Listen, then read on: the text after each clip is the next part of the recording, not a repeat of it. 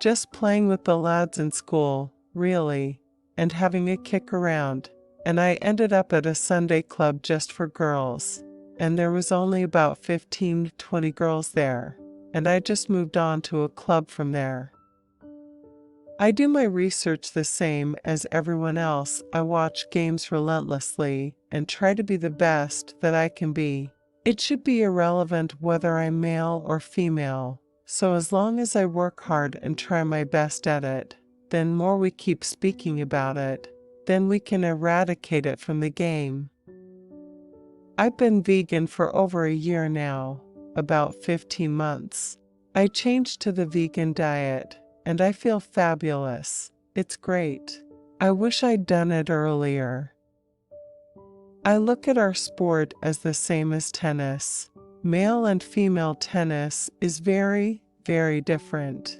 The men's is more quick and powerful, and the women's is more about finesse and has more rallies, and that's the same with men's and women's football. After the World Cup, it was so intense, and a lot of pressure was put on me unfairly, I thought, at times, and it is always a worry. But you get older, you get a better support team, and I haven't hidden the fact about my past, and I never will because I'm not ashamed of it. We just want the sport to be taken seriously and given the best possible chance for current and future players to be the best they can. In the nicest possible way, my first job was at Sainsbury's. My mum worked there, and I was a bag packer. I think obviously the media need to help promote the game and make it bigger so the younger girls have women role models to look up to and try and aspire to instead of just male footballers. When my mum was ill, I always thought the club paid for me to fly back and visit her, and then, only years down the line, I found out it was Emma, so she did some stuff for me that was personal that I'll truly never forget. So I've got an alliance to Emma Hayes.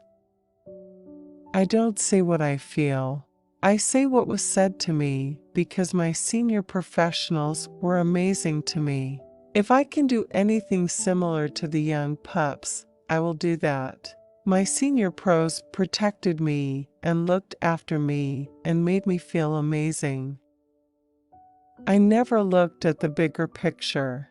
I was just so passionate about football. I just wanted an opportunity to play with no barriers and no stigma. My first major championships was in 2005, which makes me feel ancient.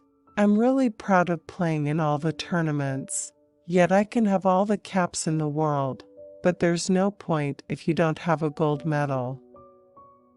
I won the quadruple at 18 with Arsenal, so I didn't really know what I was chasing after the World Cup, and I was a bit lost, so I didn't know whether to just be content at home and just play my football or go for another challenge. I've traveled the world with football, but probably in a privileged way. We've traveled, and traveling means going from an airport to the pitch to the hotel. I haven't really seen or explored things. I have a saying, be the difference with the things that make you different.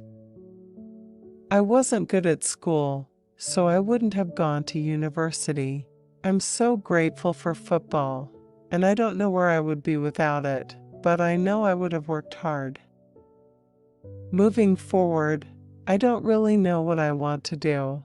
There is an opportunity within the media for me, but I would like to get back to football in some way if I'm able to help.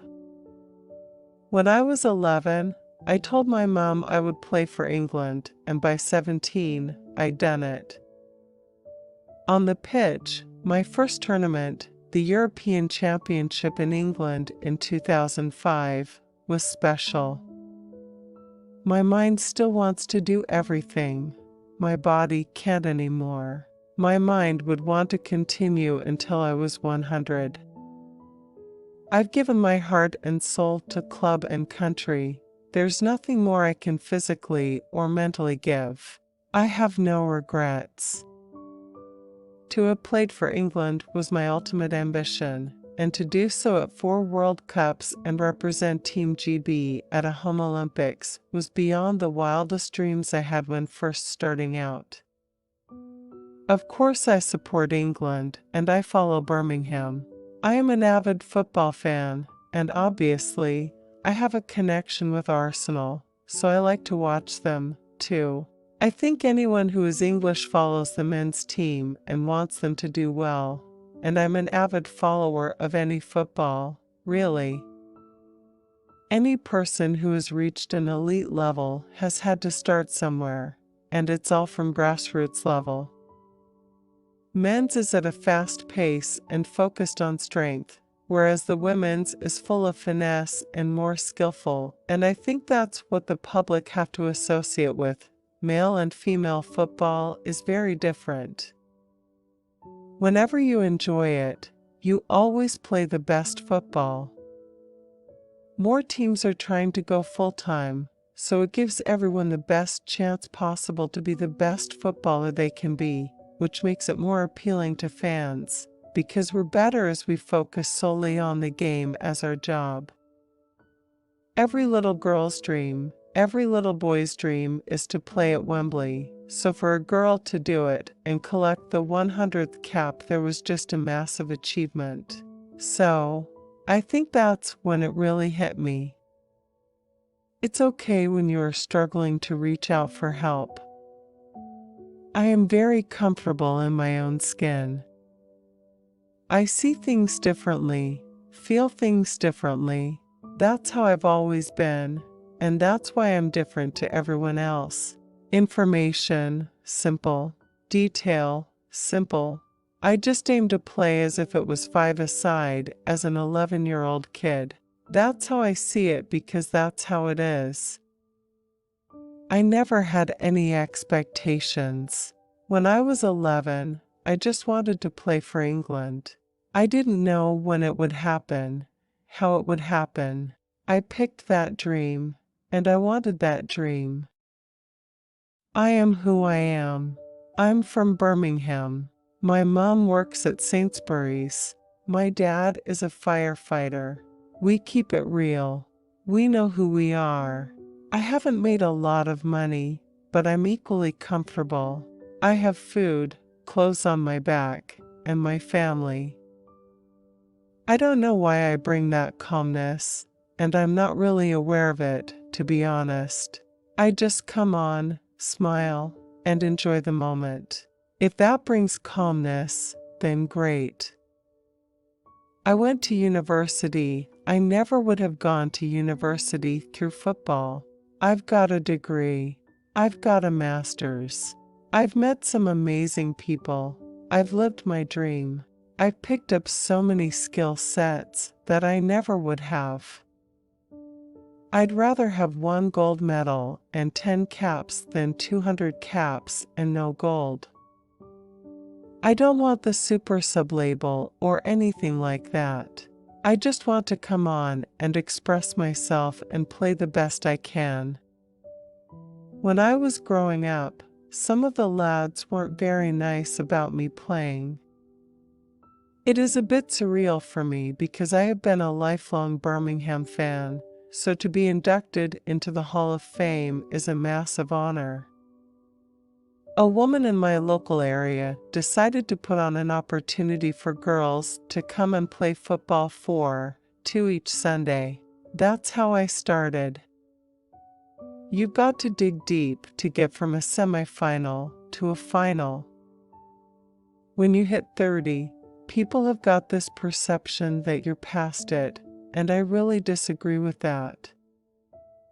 I would love to do skiing and go with my mates and have a chalet, have a drink, have a good time, and just switch off. Or maybe a marathon or something crazy like that. I wanted to finish at the top of the game and on my own terms. I thought it was the perfect time at the World Cup and to go out at Chelsea. Chelsea and England were immense in how they have supported me in that transition. I looked at it, and it was like, can I push and make the Olympic squad? It is tough going from 18 players, including Wales, Scotland, and Northern Ireland. I thought that might be a push too far for me. I had no Champions League with Chelsea. I lost my motivation.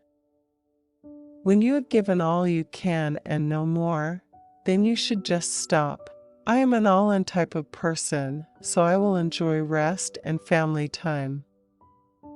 I will have some time off, do some media works, and I think, for 17 years, I had given everything I could.